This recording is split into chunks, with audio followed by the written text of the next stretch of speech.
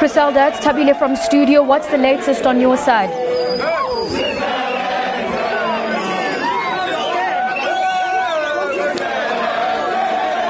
Yeah, it seems as if we're having a little bit of difficulty, but you can see that there's a real buoyant mood. There's an air of expectancy from young people at the union buildings. But there's also such a diverse mood, because you've got one side of the union buildings where it's calm and they are singing and chanting, and you've got the other side where there's slight chaos. So there's quite a difference. I think that talks directly to the student movement as well. You know, I think it's a movement oftentimes, and we've seen it throughout the last week, at odds with itself. Their calls for discipline. They want their comrades to be disciplined, because I think, you know, these are educated young people that understand violence will bring them nowhere in this case.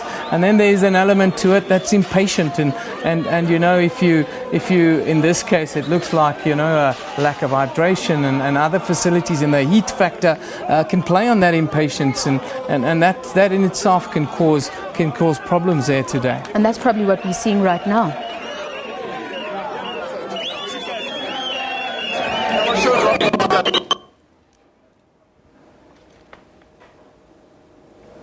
As you can see there, those were just some of the visuals from the union buildings where the Fees Must Fall campaign has gone all the way to the presidency.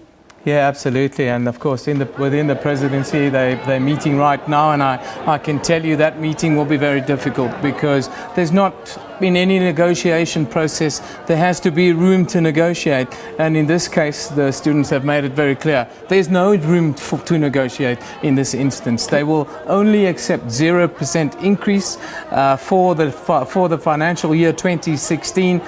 If that does not happen, well, it looks like there's a real threat of violence, or a threat of misbehavior in this kind of protest in the capital. Leaves very little room for negotiation, which is going to be make this meeting very, very difficult, I would think. Let's hope we don't see the same scenes that we saw in Cape Town a little bit earlier this week. Yeah, in Parliament. And I think this thing also points to the shift of the debate, because initially it was just about the fee increment of 10.5% next year. It's now just a complete call for free education.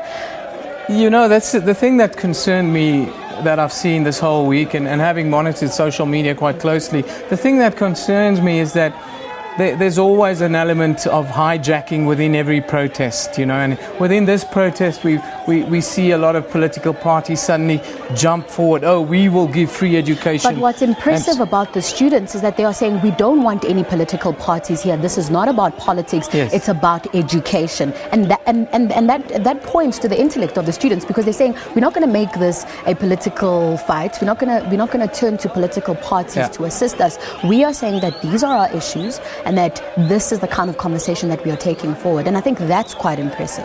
No, these are South Africa's future leaders. Let's not forget that. These are students at some of the top tertiary institutions on the continent right now. These are the people that are going to take South Africa forward. So I think there's a real element of concern amongst them that a lack of discipline will not bring them the ends that they're hoping to achieve here today.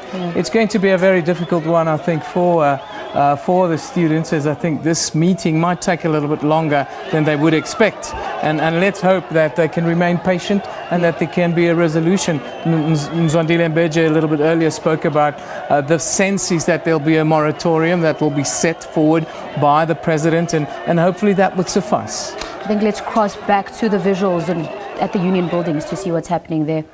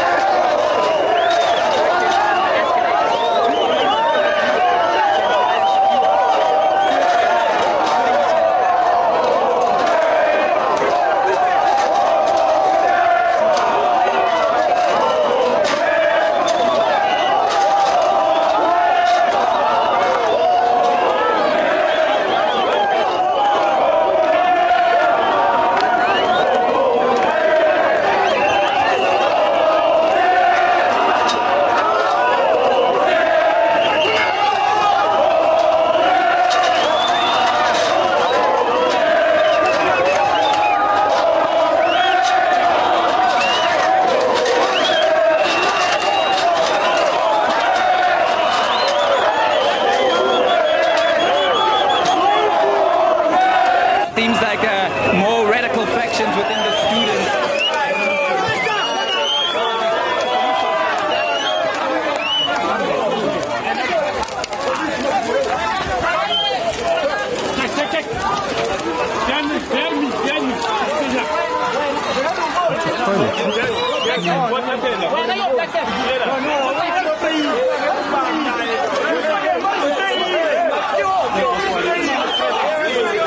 Well, these are very concerning pictures that we're seeing right now, Tavi. They're disturbing pictures.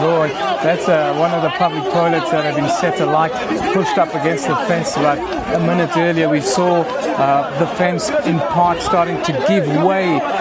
We heard our reporter for a second there talk about a real militant element that they see amongst the students, and this is a very, very concerning development in what until now has been a very disciplined protest and a very disciplined move from campuses via bus and so forth towards the union buildings. But these pictures are very concerning. Yeah, I mean, you can see the students actually in those visuals trying to bring down that fence. And once it goes down, I shudder to think what's going to happen, because the police are waiting and ready, and they keep telling them to stop, and they keep pushing them back. So it's going to be interesting to see what happens there. And I think once again it points to the impatience that's happening, but also the divisions between the disciplined protesters and the ones that aren't disciplined and the ones that are more militant. Yeah, that's a mobile public toilet that have been set alight, and we spoke about facilities, available facilities at there we see Anyala coming in with more police support to come and deal with this threat, because right now it is a legitimate threat to the union buildings. Of course, President Jacob Zuma is meeting student leaders and academics right there now. You can see the police are now on full alert as they're trying to deal with this threat. If these young people decide to storm the union buildings today, I think that the police and the security forces there will have to act. And we've seen what happened in Cape Town. One would never ever want to see those kinds of scenes repeated within, around the seats of power here in South Africa. We had the discussion around this, and parents went to court to get interdicts about against the police brutality and the like. But how do you manage a situation like this when it's simmering out of control? The level of aggression seems to be building. The tension seems to be getting up and higher and higher.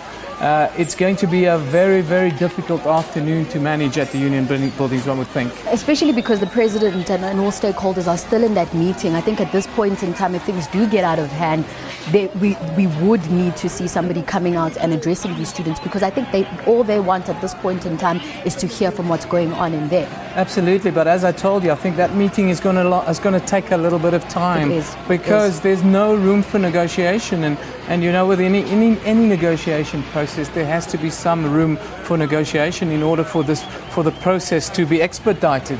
It's not going to happen, because 0% is what they say, nothing else, or they will resort to violence, as we start to see these types of scenes. But even speaking of negotiations, this morning the spokesperson of the presidency, Bongani Matola, was speaking on one of the SABC radio stations, and he was saying that the one thing that they would like to make clear today is that government is not responsible for deciding on university fees, and that universities are independent institutions, and they're the ones who decide on those fees, but they will try their best to make sure that they do what's best for the country. So at this point in time, the students know a lot about this. They know how this works. It's easy to target the government always when one is unhappy. It's easy to target the presidency. It's easy to target the ANC. But when you in the cold light of day, when you look at it, universities are autonomous bodies. Exactly. They have their own sets of rules that they adhere to.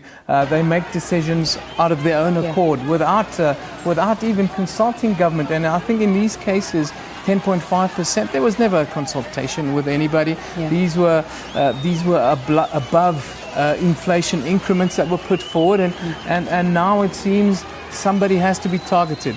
And that's why I'm saying that it's now shifted, because it went from just that increment issue to actually saying we have been struggling throughout the years. University fees have gone up as the years have gone by. And actually what we want is free education. So it's starting a whole different conversation to what initially started as just a protest about the increment of fees next year. Yeah, absolutely. It's become more than that. But, you know, there's also an element of hijacking that always happens within South Africa.